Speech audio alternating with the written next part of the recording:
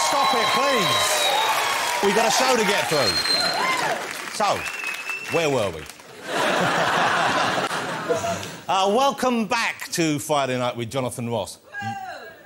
Yeah, you're surprised. Welcome, of course, to our millions of regular viewers and to our several thousand new viewers who I suspect may well be watching for the very first time. So it's a brave new world, ladies and gentlemen. Barack Obama is in the White House. Isn't that just fabulously exciting news? You can sense the change, can't you? George Bush has gone. Well, he hasn't actually gone. He's still trapped inside, tragically pushing on a door marked pull. But I think, you know, in a weird way, I think we're all going to miss him. Not so much him, maybe just more the things he said. Who else could have said, the trouble with the French is they have no word for entrepreneur? Or, I believe human beings and fish can coexist peacefully. Or, and he actually said this, rarely is the question asked, is our children learning? What sort of an idiot would say stuff like that, knowing it was going to be broadcast? What kind of you think he'd chat? Shall we see who is in my first green room of the series, ladies and gentlemen? Well done, I think you probably know, but we have a cracking show lined up for you tonight. My first guest is quite simply the country's most popular stand-up comedian. He is Lee Evans. Hey, Lee. Lovely to see you again. Mr. Lee Evans, ladies and gentlemen. You know, we always make a special effort when Lee is on the show. Obviously, we try to make him comfortable. We make sure he has everything he might need. But mainly, we take all the Red Bull and Haribos out of the green room. Mr. Lee Evans, ladies and gentlemen. Couldn't be happier to see you. Thank you, Lee. My next guest is an actor and writer and now also world traveller. He is the one and only Mr. Stephen Fry. Hello, Stephen. Glorious to have you back with us. Of course, as well as acting and writing, he is a quiz show host, a film director, a television presenter. He knows practically everything about everything. Stephen Fry is so clever, he is Professor Stephen Hawking's phone a friend. That's how clever he is. Great to have you here. Mr. Stephen Fry, ladies and gentlemen. My next guest this evening has been plucked from the very top of Hollywood's A-list. He is, quite simply, Tom Cruise. There we go, Tom Cruise. Hey, Tom. Tom Cruise, first time on the show. Tom has travelled to Europe for the premiere of his new movie. He flew in just a couple of days ago, and to make him feel at home, the pilot landed on the Thames. And, of course, fantastic Franz Ferdinand. There they are. Look at them. Look at Franz, look how thin and stylish you fellas are. Eh? Always. And I know for a fact that they've lost some weight since Christmas because one of you ballooned up to 9 stone, I heard. That's the show. Tom Cruise, Franz Ferdinand, Stephen Fry and Lee Evans. Thank you so much for coming here, guys. Really this evening. Now, before we get on with that, you know, there are moments when you realise you reach the very top of the showbiz tree, and one occurred to me just this week. I had one of those moments. Oh, well, I'm either at the top of the tree or the bottom. I'm not sure. You be the judge, because I have been turned into... This was a genuine item sent in to us, and it's very heavy. A gargoyle. A gargoyle of Sandy Toksvig, from the look of things.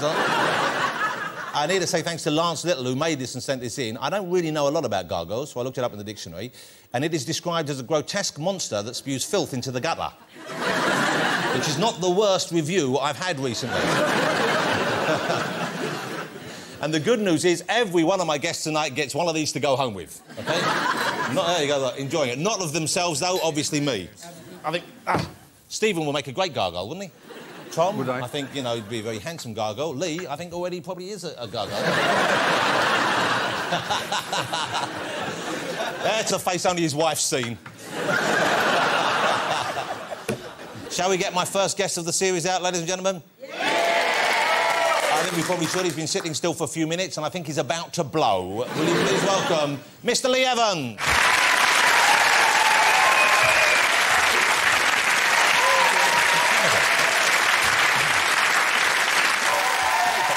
Got in some good shapes there. How you doing? Mr. Lee Evans. Good to see you, Lee.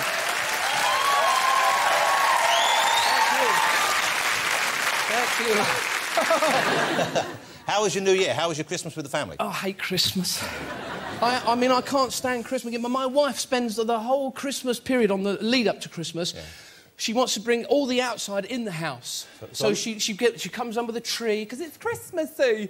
And she got mistletoe and then the Yuletide log, you know. I said to her, I might as well go and sit out in the garden, there's more room. All this foliage, I thought Ant and Dec was going to come out and ask me to do a trial, you know. Now, I noticed on the tour, Lee just did a huge, enormous tour. We're going to talk about the scale of this in a minute. Yeah. But I noticed it was called Bigger, and some of the material you do now, more and more, it seems to be about your home life. It seems to be about your wife and your daughter. Yeah, well, you know, I mean, and they don't mind. I mean, my wife... Do you run it past them first? No, I can't do any comedy in front of my wife. She goes like that. I don't do it in front of the family. No, but because that's how I live my life. I can only write what I see and feel, you know. So I unfortunately, things get me about my wife and stuff, you know. Like tonight, I was going to bring her tonight, but she took so long doing her hair and makeup and all that I came on my own. I said, I'm not waiting. And was she? What did she say when you say that to her? Because that's what most women take a little bit longer. She's like, I mean, she exfoliates and puts a coat of matte on, and then. But if I asked her to help me paint a door, I'd be like, no, that's your job, you know. Let me ask you about this tour. This tour was called Big. I don't know. Did anyone here see Lee on this big tour? Okay. Well, there's 2 or 3. Oh, yeah. Thank you. But it was...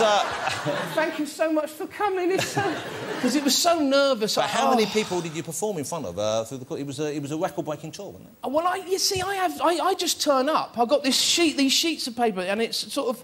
I get in touch with the promoter, and he does it, you know, and it's so scary. I mean, before the show, I'm doing, like, bowel exercises.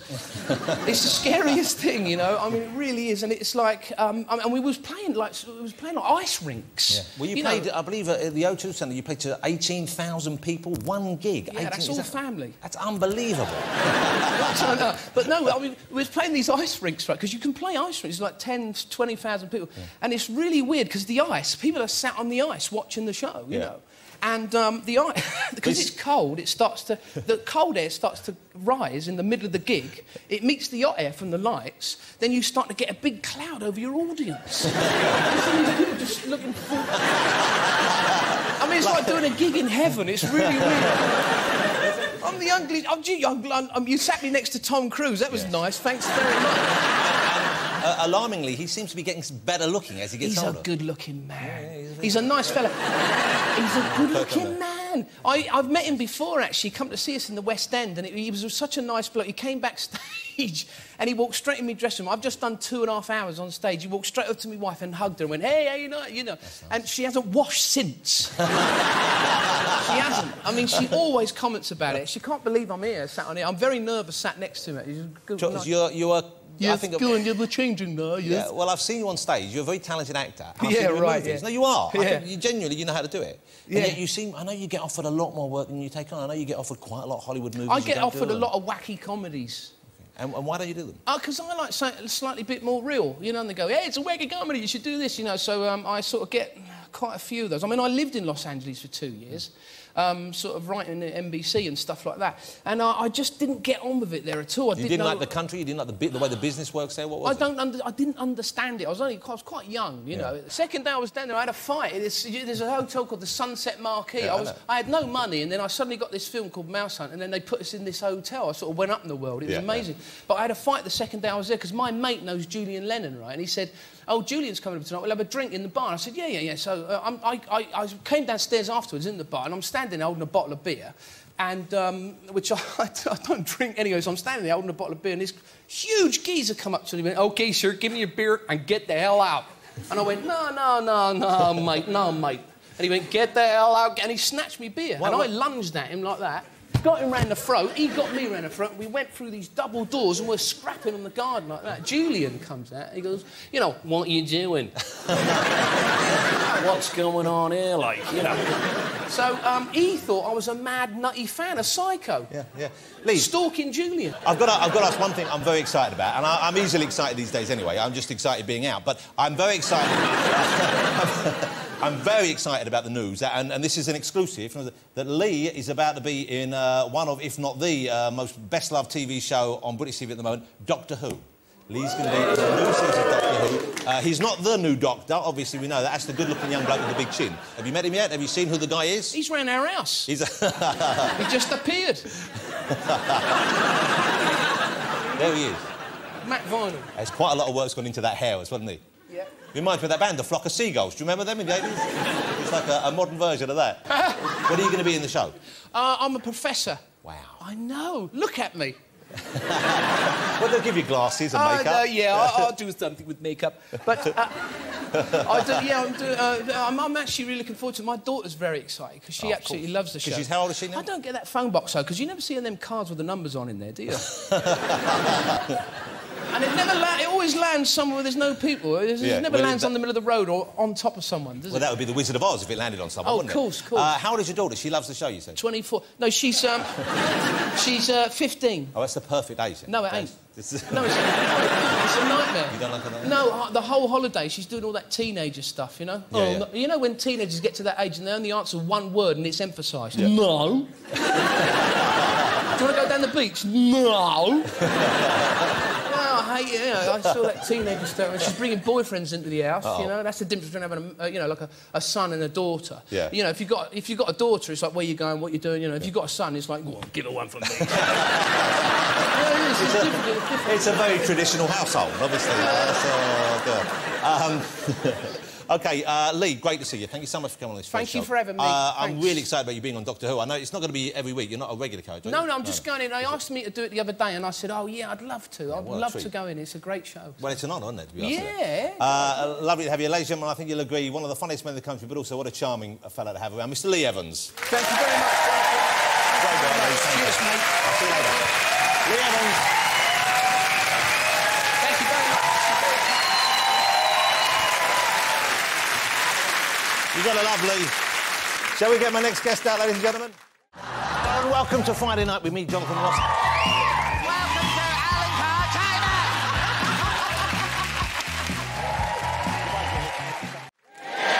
I think we should. He's the man who I like to think of as the Archbishop of comedy. Please welcome Stephen Fry.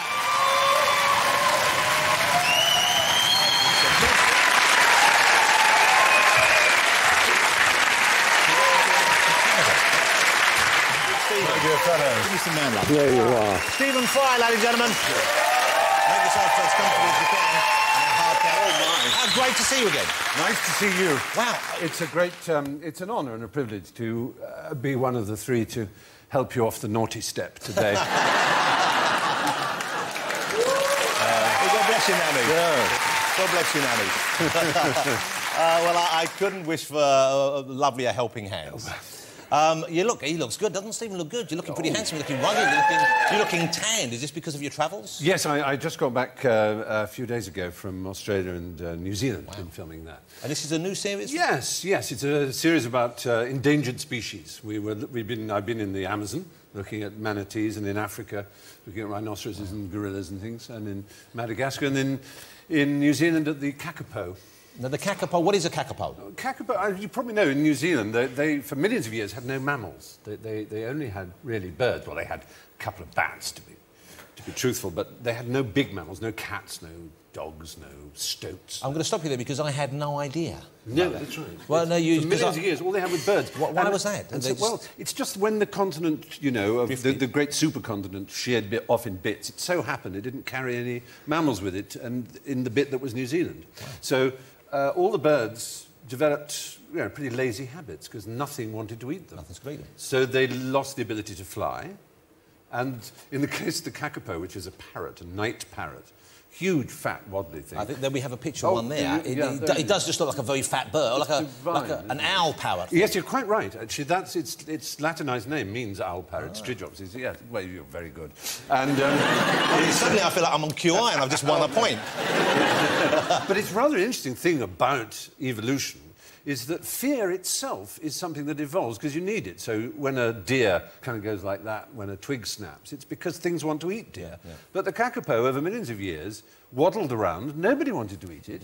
And so when, very recently, man arrived in the shape first of the Maoris in the 13th, 14th, 15th centuries, they brought rats with them.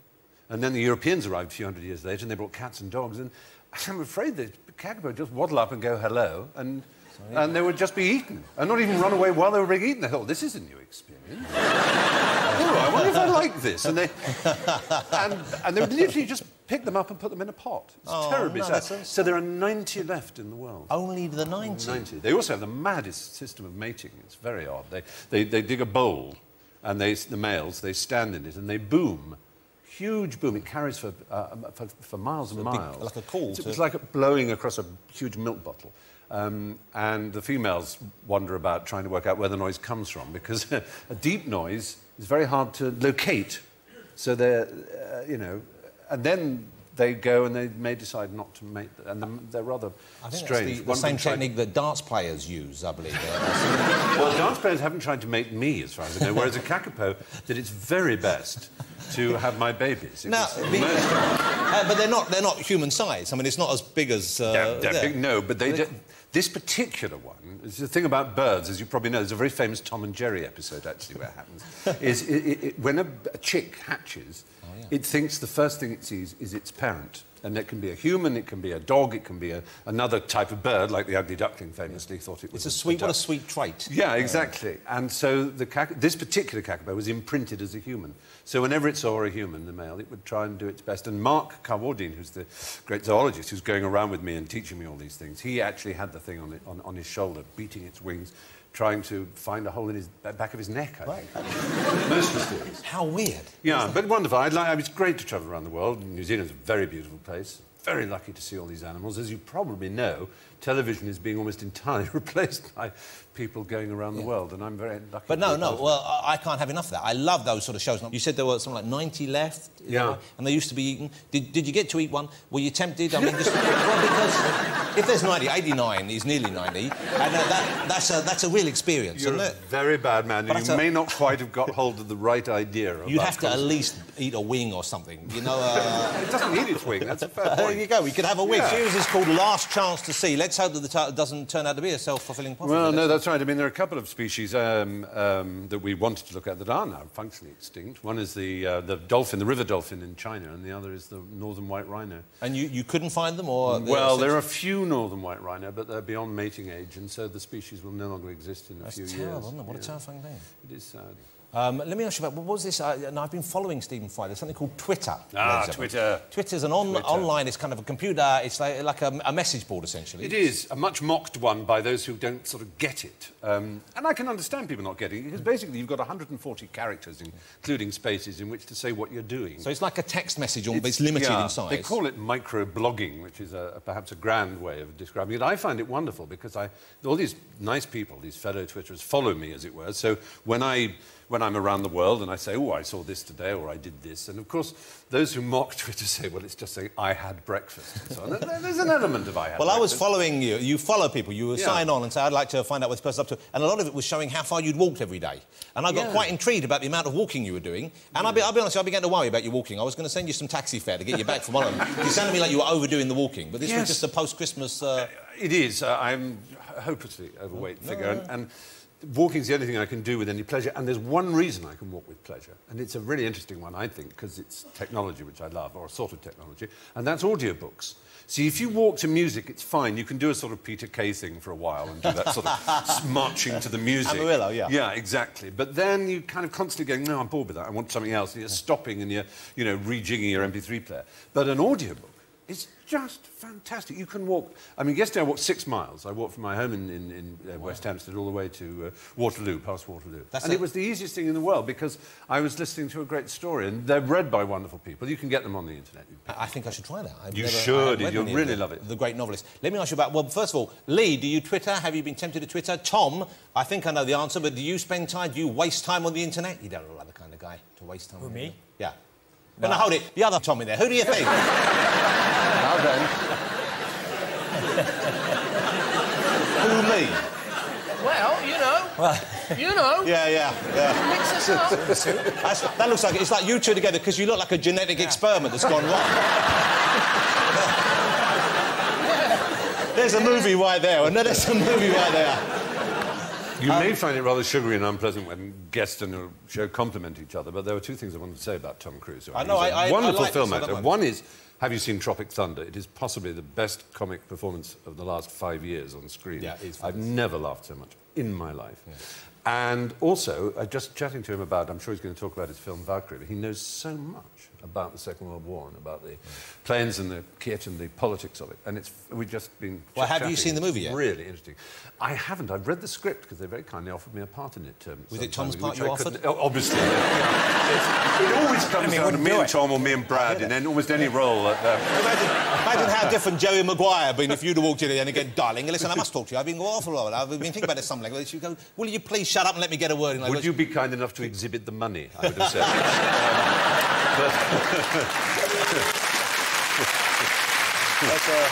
It's the highbrow version.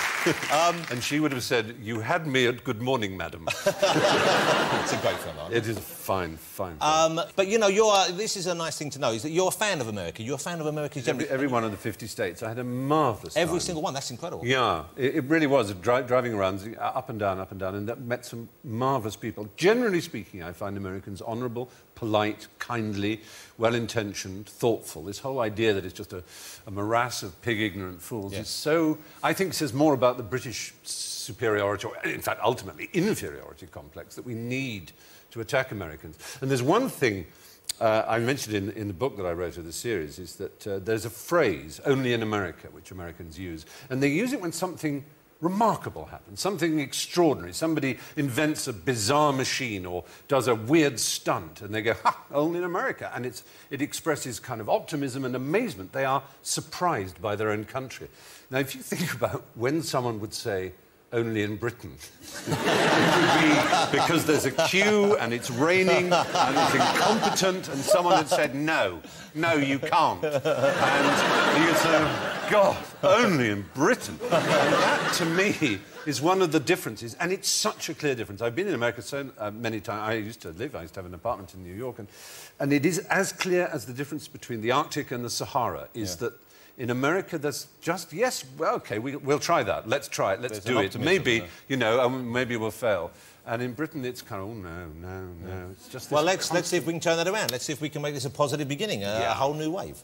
How lovely to have you here, Stephen. It's great to have you on show. Lovely to have you here. Ladies and gentlemen, join me in saying thank you to Mr. Stephen Fry. Thank you. I've been enjoying it so much. Thank you very much. See you later. Stephen Fry, ladies and gentlemen.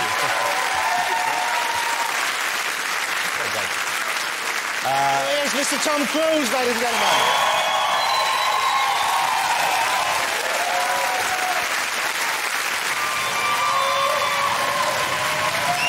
Ladies and gentlemen, that's what you're looking at right now. Wow. Look at that.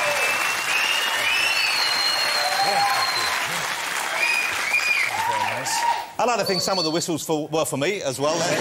Tom, how great to see you. It's great to see you again. Thank you for coming on the show. Welcome back to London. Thank you.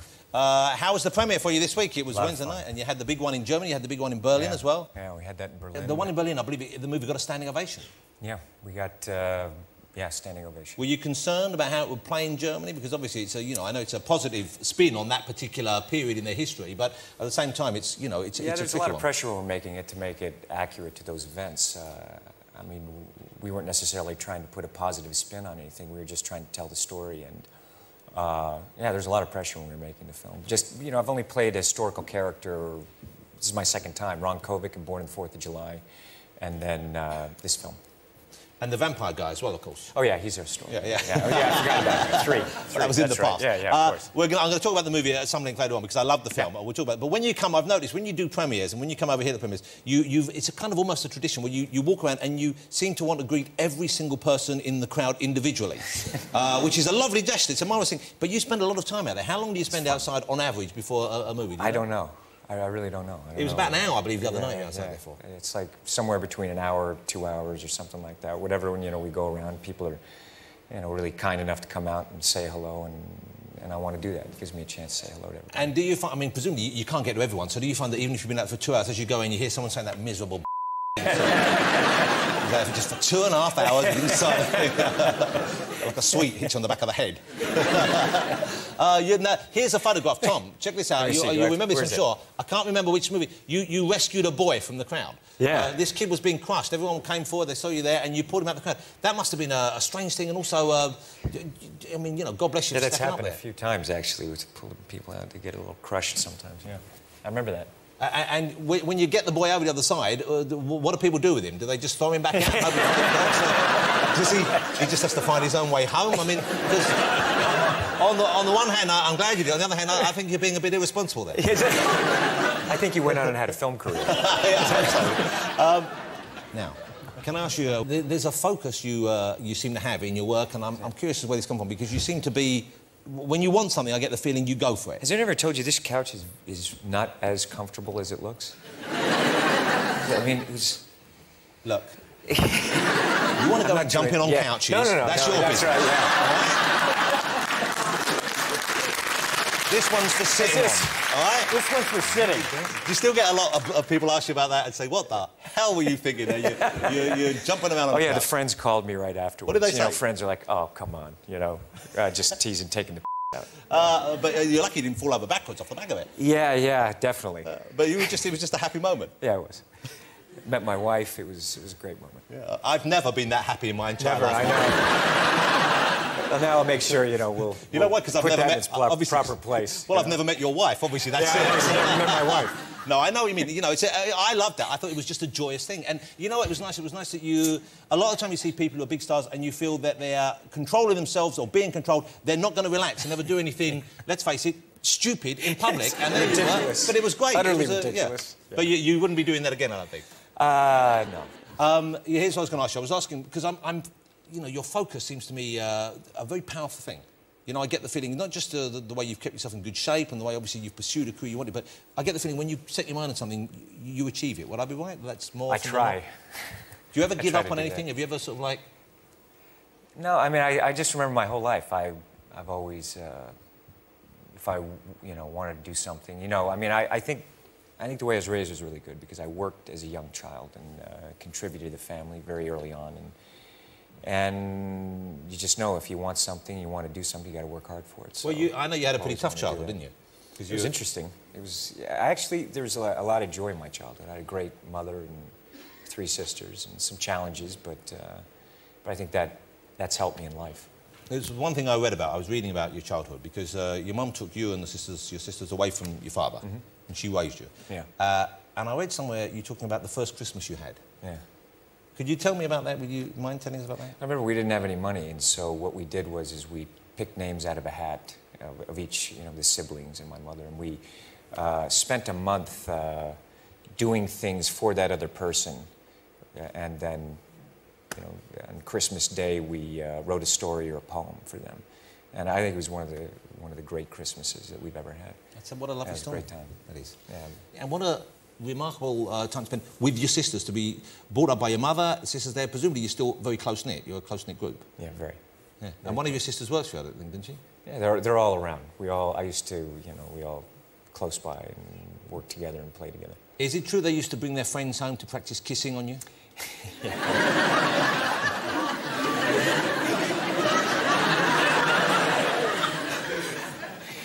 Yeah, my sister's, older sister's friends, they wanted to practice their French kissing. Not my sister. I wasn't So, saying of course, you know, when they were around, I would, you know, the bell rang and you'd sprint home. You know. The greatest gift a sister could give. I know, that's exactly why all you of want my friends sisters. are going to come and give you French kissing. Yes, I know, I'm there. And I was at home practicing on an orange. OK. You're now... But your family's obviously a big thing to you right now as well. Yeah, most I mean, important. the family you create now. You have 3 children. Yes. OK. Any more, do you think? kids. Are you going to have more? Do you want to have more little babies in your life? I love kids, so we'll see. What does that mean? I mean, we'll see. Well, I'd like to know. I'm going to ask a very straightforward question.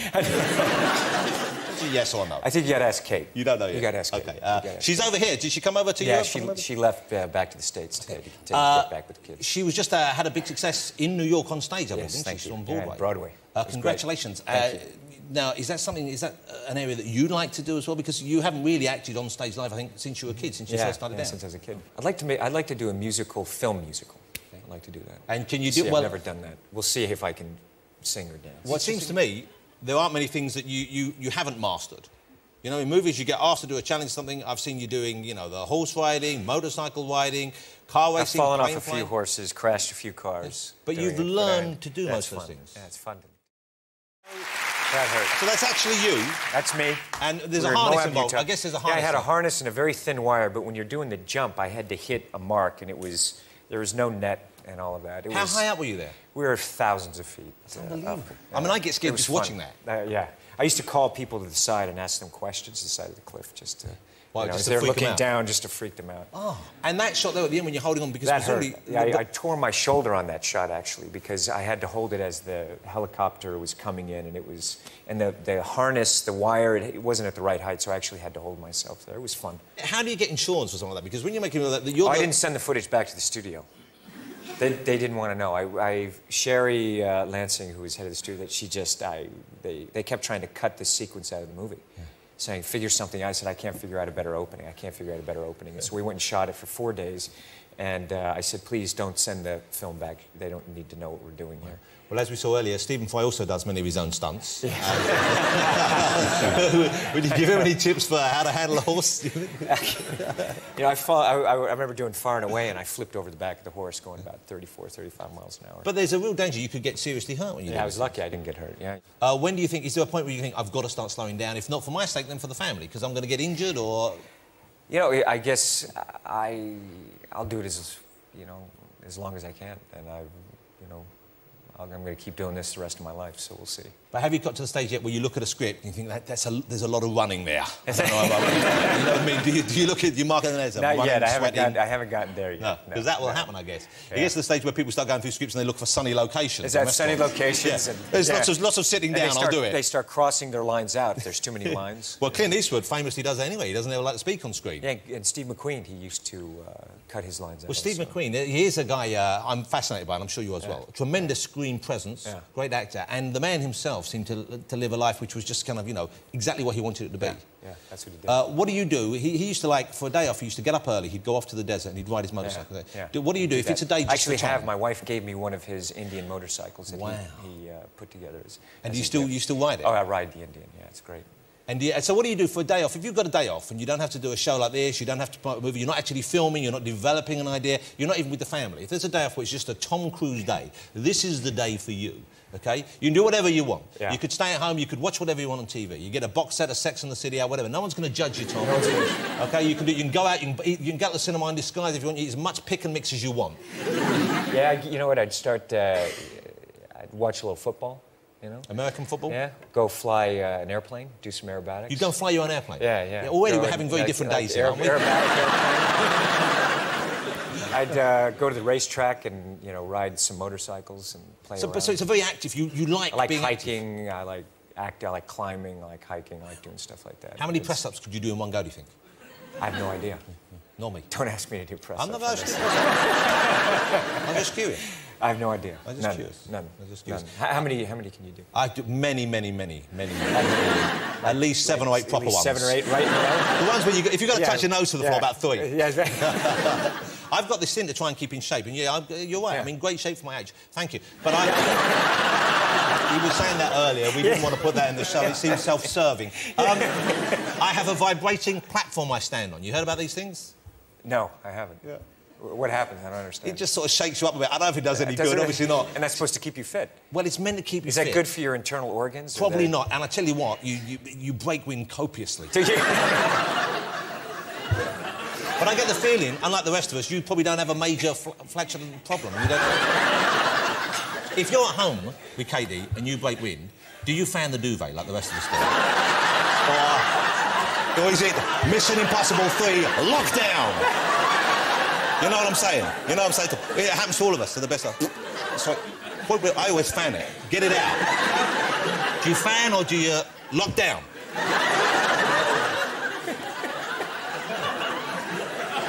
Lee, you're definitely a fanner, aren't you? I'm a terrorist farter. I do it out in the open and no one knows. Stephen? Not here. OK. OK, now, serious. Let's change the mood here, because I want to talk about something which I saw last week, enjoyed tremendously, ladies and gentlemen, the new movie Valkyrie. You know, and this was... When did you start making this?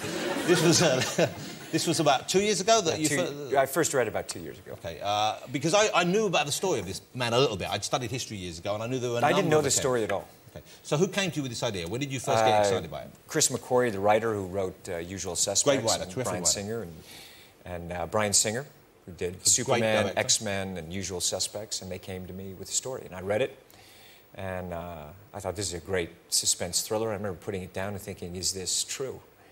And I sat down with him and found out these actual events really occurred, and this man lived, and it was astonishing. I was astonished, actually. Because he was involved in more than one attempt, or at least in certain more than one plot. He was involved in the plot. I mean, it really reads like a suspense thriller, and the film is told in the classic sense of this kind of filmmaking, you know, this kind of filmmaking, where it's set in World War II, but I think the themes are also they're ageless, they're timeless, about rising up against, you know, such like, oppression and dictatorships. And it's a very human story, but I found it very moving.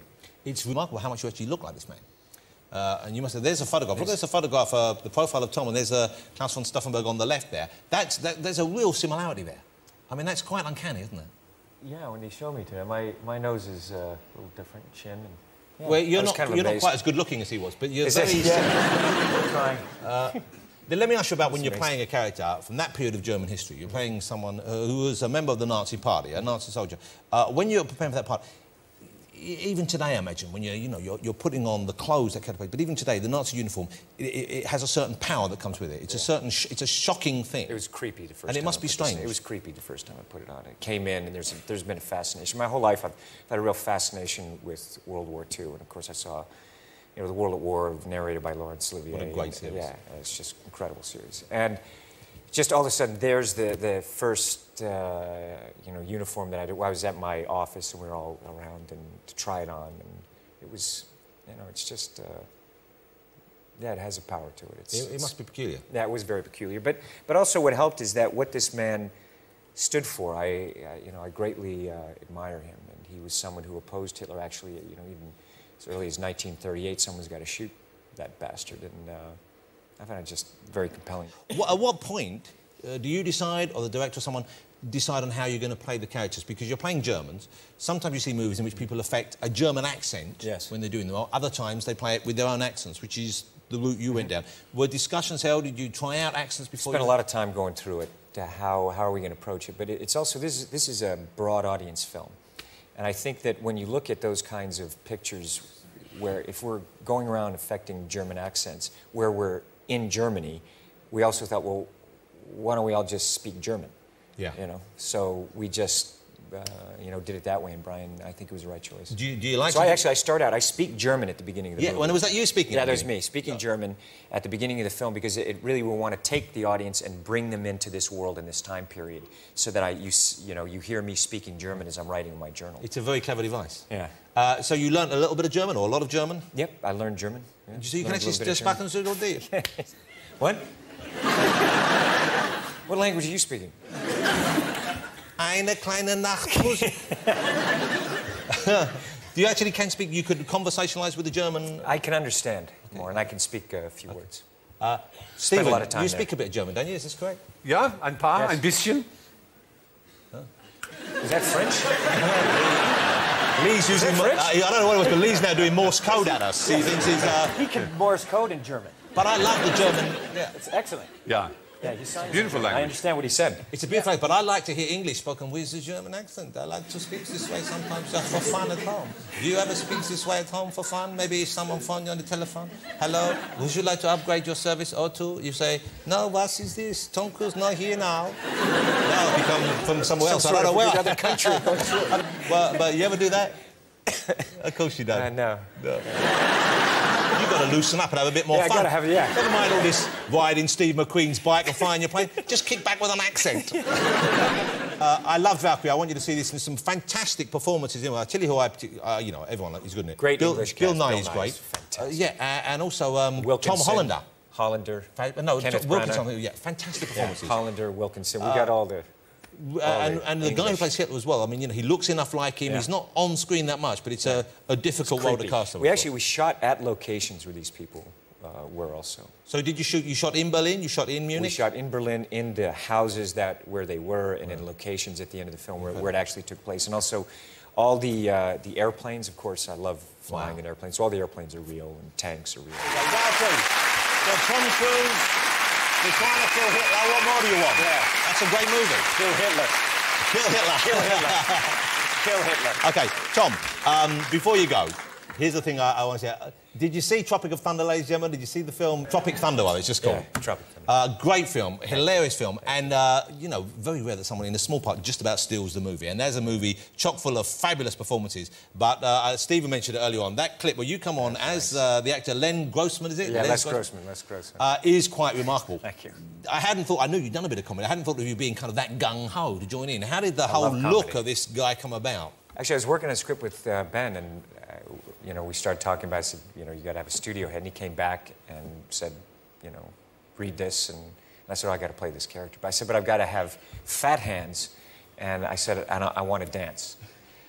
Why? So he kind of looked at, I don't know. You know, when you're working on characters, sometimes you just get ideas. And so we worked on the test, and I showed him how I wanted to dance, and we just played. The hands are kind of disgusting. The hairiness as well. Yeah, if there's anyone at home who looks just like him, I apologise for saying this, but it's a revolting-looking appearance. Well, he doesn't think so. Les doesn't think so. He thinks he's a player. He's a player. Player? Once again, did you work out this dance at home? Do you have professional help with this? Or no, I just did it. We just started dancing. I just started playing, you know. I just started dancing when I, you know, in the makeup test, I was like, look, you know, this is how I think, you know, he's going to want to move. And you just started, you know, just playing. And he cut it to a piece of music, so we just ad-libbed and played around. So you weren't playing that music at the time? No, in the makeup test they didn't, but when we were shooting, he played this piece. It's Flo Rida, isn't it? Yeah, the guy's Flo name. Rida, yeah. Do you like to dance when you go out? Yeah, I like it. I like dancing. Do you like to sing? Yeah, I love to sing. Okay. I love to sing. I love to sing and dance. Okay. That film is outrageous. So that could so much fun. That could well be like a defining performance for you. I love it. It's such a great character to play. I'd like to see him in his own movie. You know, we're kind of talking about it. Wow! Come up with a Les Grossman character. That would be fantastic. Yeah. Oh, yeah. Horrible. Maybe if I do a talk show host as Les Grossman, will you come on my show? We're not going to be competing. Mine will be in America. No. What about a film? I would love to. I will be there. Hey, you've got to come back on the show. Will you come back on the show sometime? Yeah, absolutely. Ladies and gentlemen, Mr. Tom Cruise. Thank you to Tom Cruise. And, of course, Mr. Lee Evans and Stephen Fry for being such great guests tonight. Thank you for being here. It's a pleasure.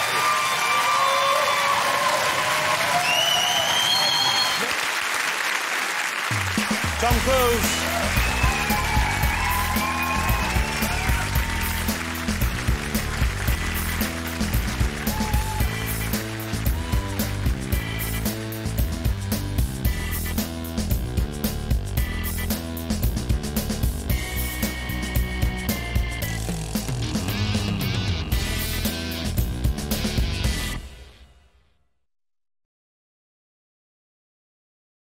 Welcome to Friday Night with me, Jonathan Ross. Welcome to Alan Carr, China!